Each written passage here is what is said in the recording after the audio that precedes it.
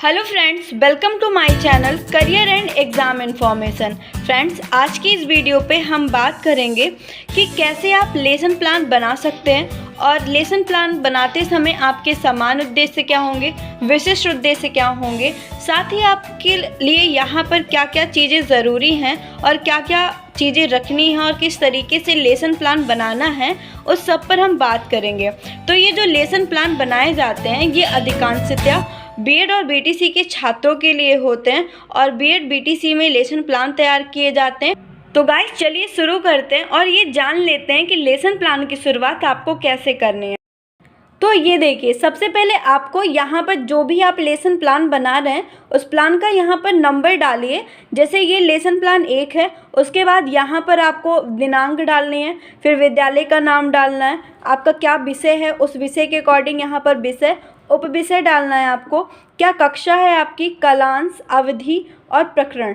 ठीक है, सबको इसी तरीके से डालना है। यहाँ पर आपका जो भी दिनांक है और जो विद्यालय का नाम है वो अलग होगा, जो सब्जेक्ट है आपके वो रखिए, जिस भी क्लास को आप पढ़ा रहे हैं उस क्लास का नाम यहाँ रखिए और आपका कालांश यानी किस पीरियड में आप पढ़ा रहे हैं वो यहाँ बताइए।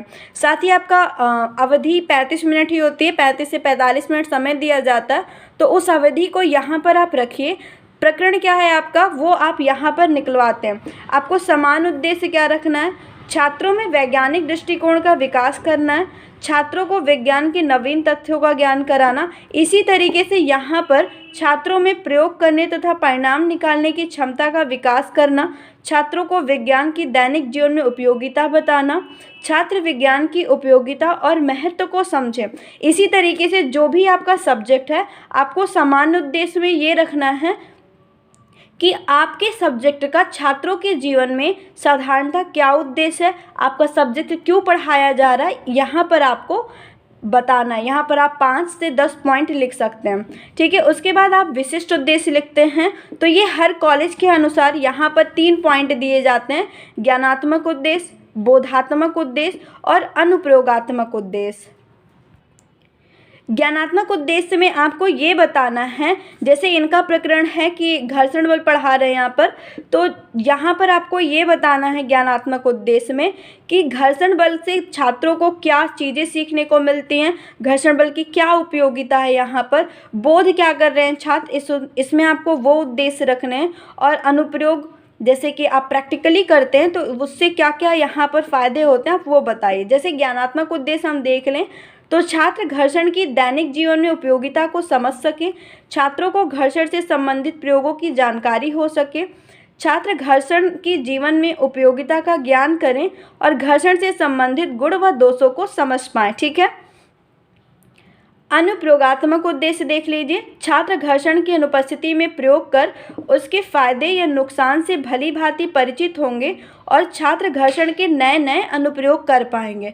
ठीक है गाइस, चलिए नेक्स्ट देख लेते हैं कि आपको यहाँ पर आगे क्या करना है। आगे यहाँ पर आपको क्या शिक्षण में सहायक सामग्री चाहिए होती वो बताएंगे।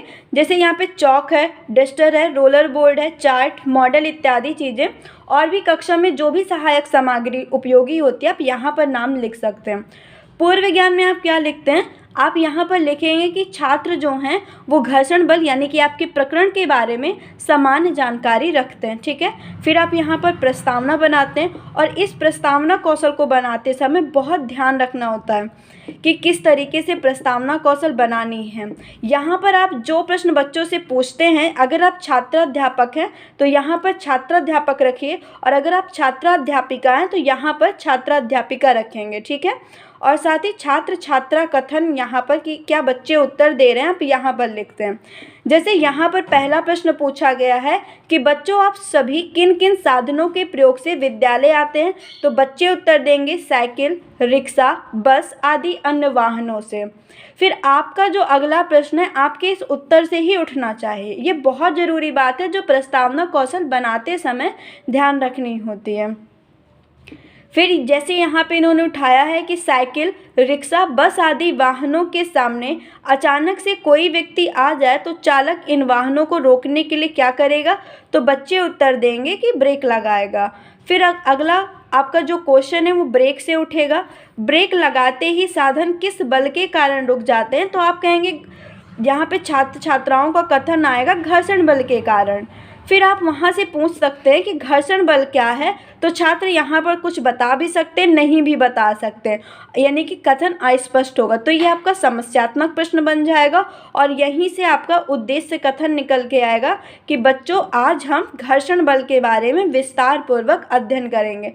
ठीक है, अब आगे बढ़ते हैं। आगे क्या करना है, अब आगे यहाँ पर प्रस्तुतिकरण किया जाता है। प्रस्तुतिकरण में आप 4 बिंदु बनाते हैं।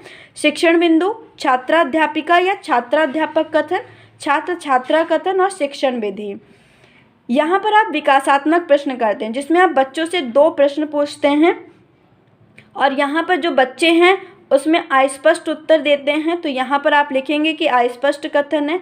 यहाँ पे आप किस शिक्षण विधि का इस्तेमाल कर रहे हैं, तो आप यहाँ पर प्रश्न और उत्तर पूछ रहे हैं, इसलिए आप यहाँ पर प्रश्नोत्तर विधि डाल।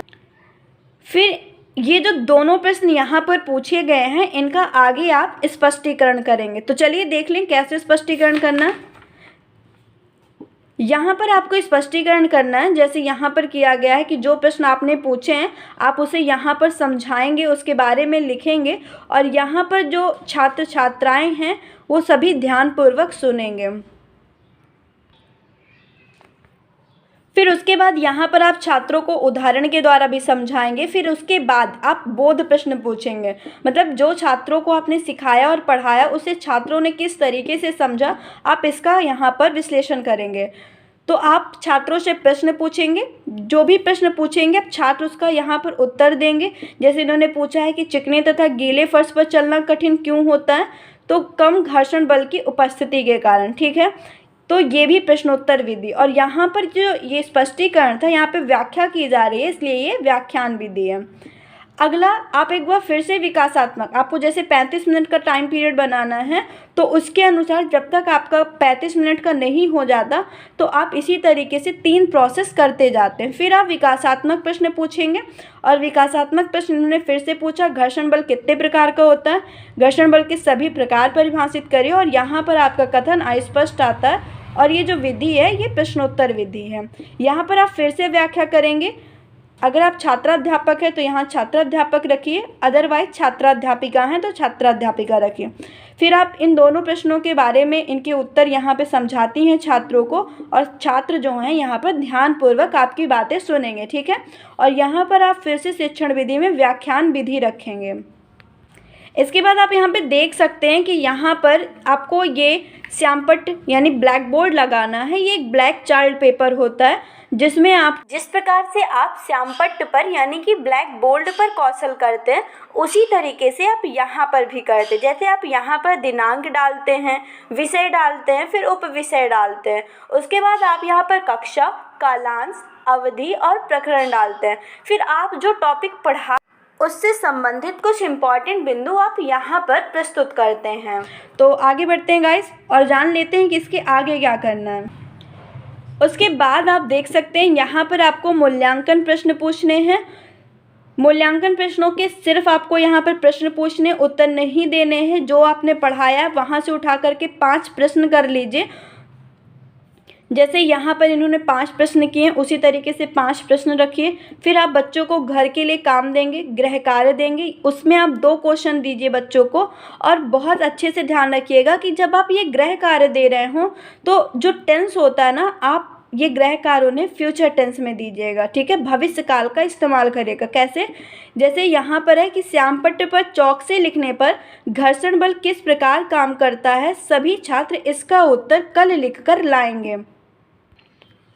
फिर जब आप इस पाठ्य योजना को रेडी कर लेते हैं उसके बाद आप इसे अपनी कक्षा में प्रेजेंट करते हैं अपने टीचर के सामने। फिर आपके टीचर और जो छात्र होते हैं आपको कमेंट देते हैं। जैसे यहाँ पर इन्हें कमेंट दिए गए हैं, जब इन्होंने पढ़ाया तो इनके कमेंट दिए गए और जो भी कमेंट, इसी तरीके से आपके शिक्षक आपको कमेंट देते हैं यहाँ पर कि आप में क्या कमियाँ थी, क्या अच्छाइयाँ थी, आप उन्हें सुधार करिए। जैसे इनके कमेंट देखें तो इस पर क्या है कि विषय ज्ञान अच्छा था, विषय वस्तु को समझाने का प्रयास किया गया, जब ये पढ़ा रहे थे तब इनकी कक्षा अनुशासित रही, छात्रों से प्रश्न पूछने का भी प्रयास किया गया, पुनर्बलन का भी इन्होंने प्रयोग किया है और यहाँ पे इन्होंने लास्ट एक पॉइंट रखा है कि आप सभी छात्रों से प्रश्न पूछने का प्रयास करें। ठीक है, तो इस तरीके से यहाँ पर आपको पॉजिटिव और नेगेटिव कमेंट मिलते हैं और आपका इस तरीके से एक लेसन प्लान कंप्लीट हो जाता है। बाकी लेसन प्लान भी आप इसी तरीके से बनाते हैं। तो मैं उम्मीद करती हूँ कि गाइज आपको ये वीडियो बिल्कुल पसंद आई होगी और अगर आपको ये वीडियो पसंद आई है इसे लाइक और शेयर कर दीजिएगा ताकि अन्य छात्रों को भी इसका फ़ायदा मिल सके। साथ ही मेरे चैनल को सब्सक्राइब कर लीजिएगा ताकि जब भी मैं नई वीडियो अपलोड करूं तो आपको तुरंत उसकी इन्फॉर्मेशन मिल जाए। तो guys thanks for watching my video. चलिए मिलते हैं अगली वीडियो पर।